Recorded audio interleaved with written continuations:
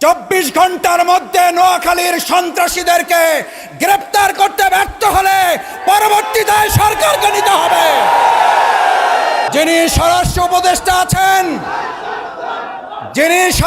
উপদেষ্টা আছেন, যদি আপনারা মনে করেন দলকানা প্রশাসন হবেন, দলকানা প্রশাসন মানবে না জনগণ। দলকানা প্রশাসনের চরিত্র কি এবং তাদের পরিণতি কি? 2024 সালের জুলাই আগস্টে শুধুমাত্র শেখ হাসিনার বিরুদ্ধে লড়াই হয় নাই, লড়াই হয়েছিল দলকানা প্রশাসনের বিরুদ্ধেও।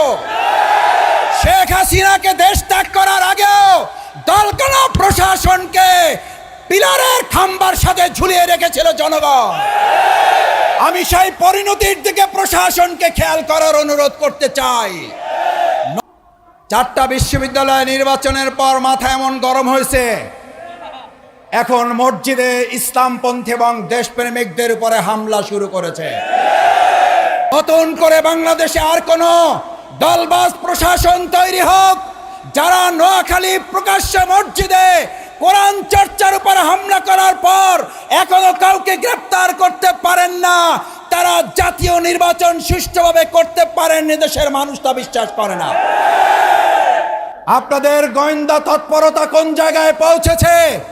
একের পর এক জাতীয় গুরুত্বপূর্ণ স্থাপনায় অগ্নিসংযোগ হচ্ছে, দুর্ঘটনা ঘটছে। আমরা মনে করি বর্তমান সময়ে যারা আর নির্বাচনে ভালো ফল করতে পারবেন না বলে হতাশ হয়ে পড়েছেন, তারা সহ ফ্যাসিস্টদের কিছু প্রশাসনের অংশের সম্মিলিত তৎপরতায় এই কার্যক্রম হতে পারে বলে দেশবাসী মনে করে। স্পষ্ট কথা বলতে চাই, এগুলো বন্ধ করুন, না হলে আবার জুলাইয়ের মতো আমরা রাজপথে নেমে জনগণকে সাথে নিয়ে প্রতিরোধ করে তোলা হবে, প্রতিবাদের আগুন জ্বালানো হবে, জনগণের অধিকার আদায়ের জন্য আবার জীবন বাজি রাখা হবে।